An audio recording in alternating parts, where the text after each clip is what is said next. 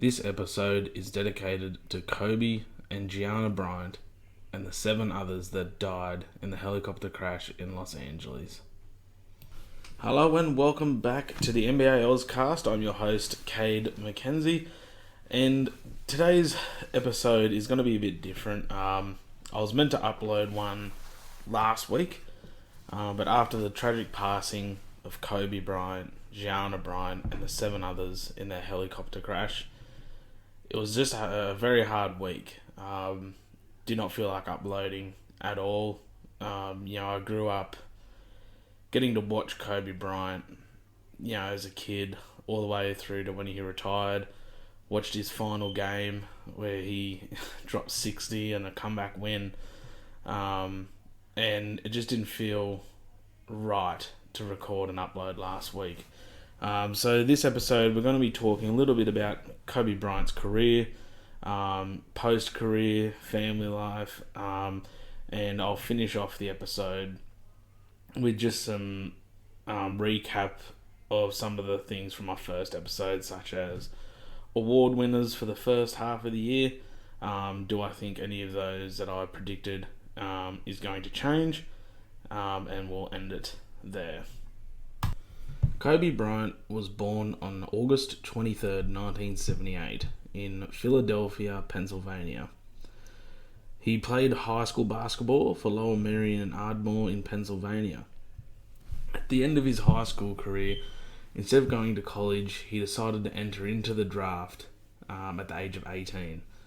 He was drafted in the first round with the 13th pick by the Charlotte Hornets, who actually traded the draft rights to Kobe to the Los Angeles Lakers, which he would spend the next 20 years playing basketball. Kobe finished his career with 33,643 career points, which takes him to 4th all-time in career scoring. He was an 18-time All-Star, which is just incredible considering he had a 20-year career, and only 2 years he wasn't considered an All-Star. Incredible. 2-time scoring champion. He was a 5-time NBA champion, including 2 finals MVPs. He was a 15-time All-NBA selection, 12-time All-Defensive selection. He was also All-Rookie and the 2007-2008 season MVP. He was also a 4-time All-Star MVP. He had a whole career of 1,346 games where he averaged 25, 5, and 5, which is just incredible considering that includes the down years at the end when he was affected by injury and not the scorer that he was in his prime. To still be averaging 25 at the end of your career is something that you just need to take pride in. It's absolutely incredible. When he finished his basketball career, there's one thing that we thought would be hard to do, and that was have a better post-career in basketball than when you were actually playing basketball. And even though it was a short 3 years, we were starting to see some of the incredible things Kobe was really starting to do after his retirement. Kobe became the first basketball player to win an Academy Award. He helped write and direct a short film, which was called Dear Basketball. And he won the Academy Award for that in 2018. But I think some of his biggest achievements are things that we probably take for granted every single day. Having a dedicated father who started coaching all his daughters' basketball teams, spending time working on Gianna's game specifically. They already had lined up the Huskies college team for her to play for. She wanted to be in the WNBA, and coaching her and training with her is something that I know a lot of people that do that with their parents probably take for granted and think, that's not going to happen to us. How much of a dedicated husband and father he became once his career finished. Clearly during his playing days, and all athletes know this, you have to be selfish if you want to be the greatest. It happened with Jordan, it's happened with LeBron, it happened with Kobe, and they all acknowledge it, and you hear a lot of it in their Hall of Fame speeches for athletes that have become one of the greatest. And the fact that he'd become such a dedicated father and husband in those 3 years is probably his biggest achievement. It's one that, I wish we could have seen more of, and I'm sure his family would like to still have him around to see that as well.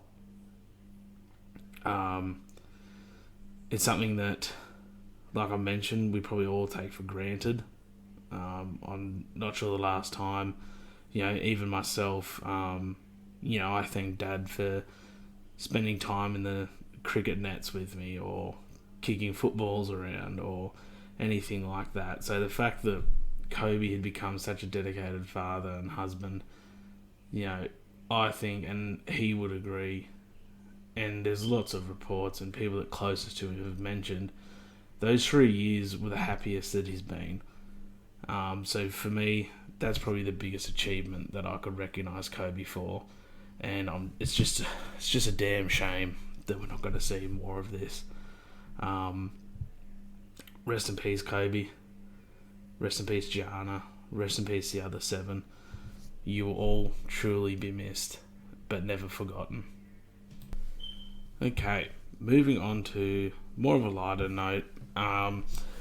We're going to go back over my year's predictions now that we're pretty much halfway through the season, and just see either if I still believe I may be correct or if I was way off. So let's start with the biggest award, the MVP.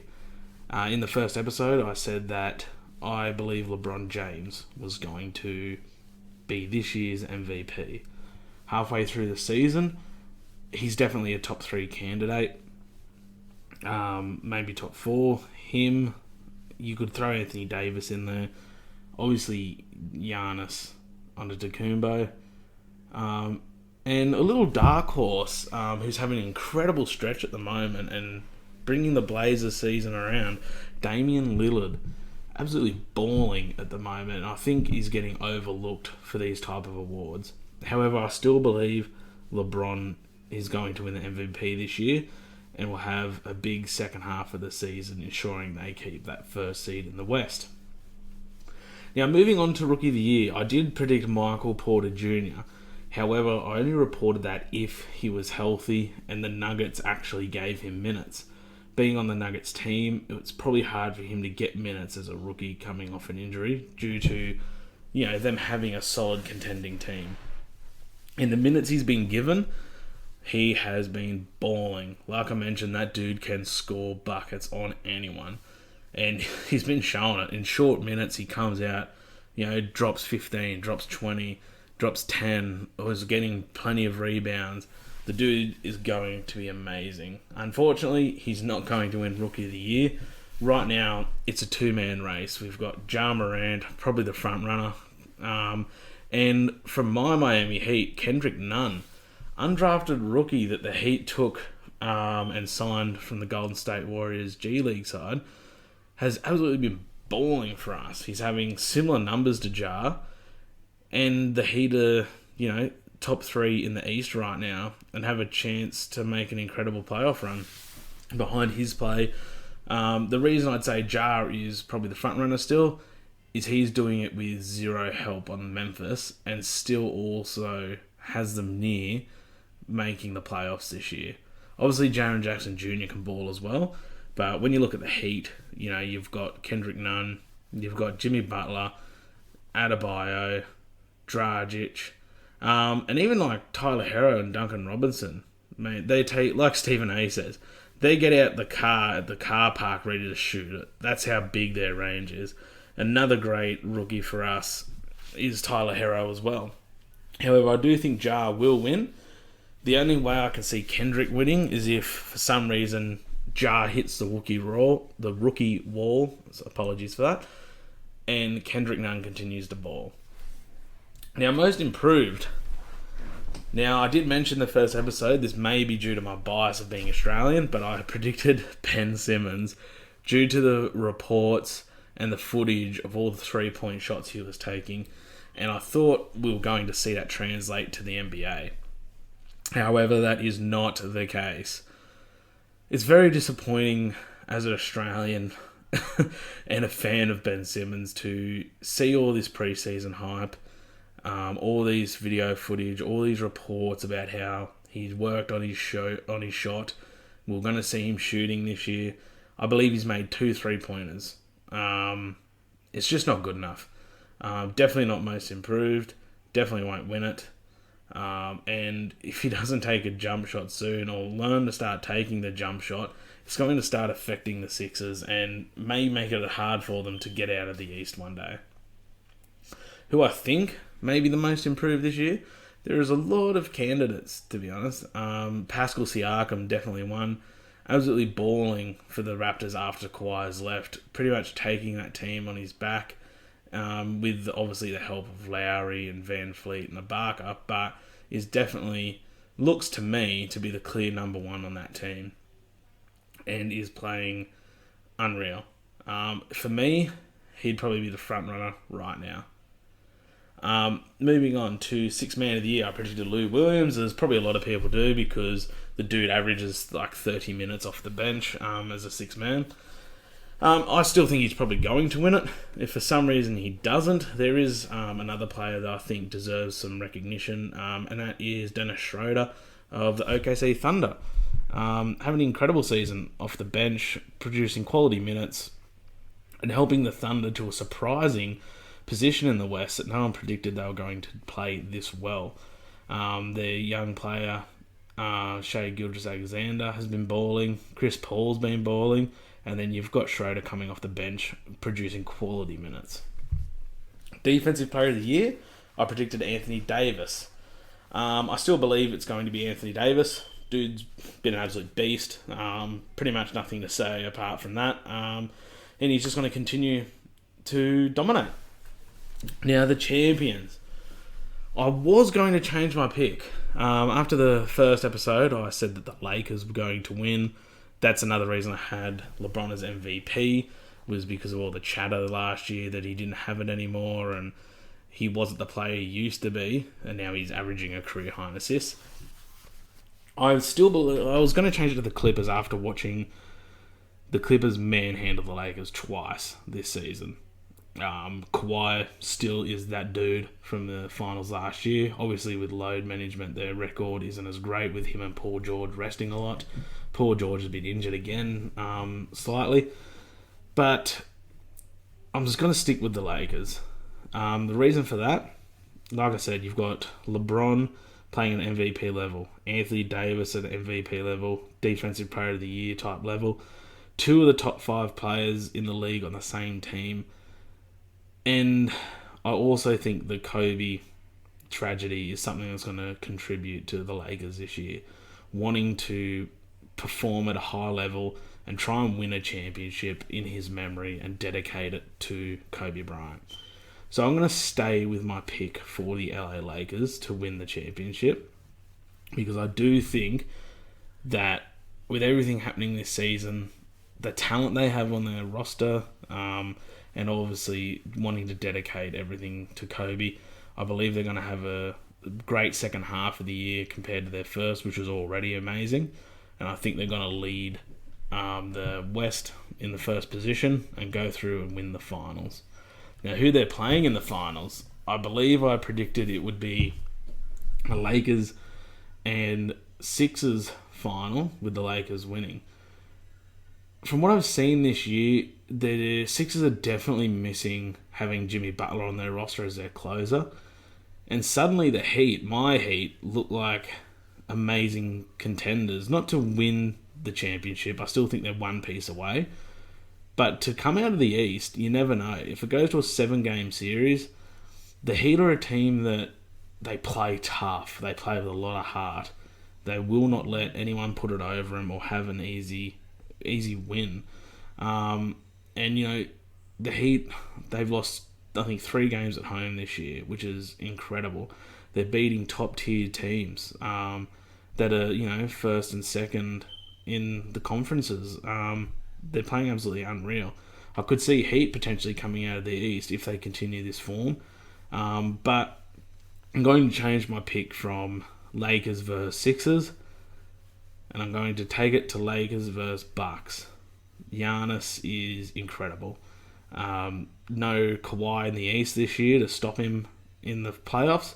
I believe after that loss last year, he's got more experience and more wanting and willingness to get back to the semi-finals or the finals and make his way through to the NBA finals. However, the Lakers are still going to win it, in my opinion. And to finish today's episode, I'm going to discuss some rumours that have only just come out. And of course, they were dropped by a Woj bomb on Twitter from Adrian Wojnarowski. And that is the Rockets are looking to move Clint Capella to an Eastern team. This really has me confused. The Rockets, the whole reason the Rockets traded Chris Paul in favour of Russell Westbrook was they felt like they needed Russell to help them get over the top and get that championship. But if you're going to trade Clint Capella, your rim protector, your presence in the paint, your big man rebounder, who only gets better each and every season, the dude is a solid centre. It just confuses me. Are you competing or are you not wanting to compete? Obviously, they'll still have Westbrook and Harden, but without Capella, that is really hard to be a championship contender, in my opinion. Like I mentioned, he's a paint protector, protects a rim, insane rebounder, amazing in the pick and roll, gets a lot of his points from, alley-oop passes or pick and roll passes, getting offensive boards. It would be incredible loss. So this one is really confusing, in my opinion, from the Rockets. I don't have them winning the championship anyway, but if they definitely get rid of Clint Capella, I think their chance goes from, low to pretty much nothing. Unless they trade him and get somehow an insane paint defender in return, like they trade Clint Capella and somehow get someone like bloody Giannis or... not Giannis, sorry. Like Whiteside or an Embiid, which they're definitely not getting an Embiid. I don't see how that trade would make them better and put them over the top to win the West and the NBA championship. I think the Rockets really need to think about what they're doing if they want to win this year. Westbrook lately is starting to seem like he's blending in more, having an amazing stretch. However, he's having an amazing stretch at the same time that Harden is having a down stretch. If they can come back together and have amazing runs at the same time, as well as keeping Clint Capella, they will be a real threat to maybe win the West. And if they win the West, they may win the NBA championship.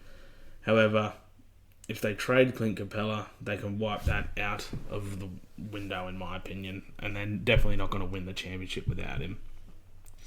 So thank you very much for tuning in for this episode. Like I mentioned at the start, this is dedicated to Kobe, Gianna Bryant, and the 7 others that were tragically taken in that helicopter crash a few weeks ago. Rest in peace, Kobe. Rest in peace to the others.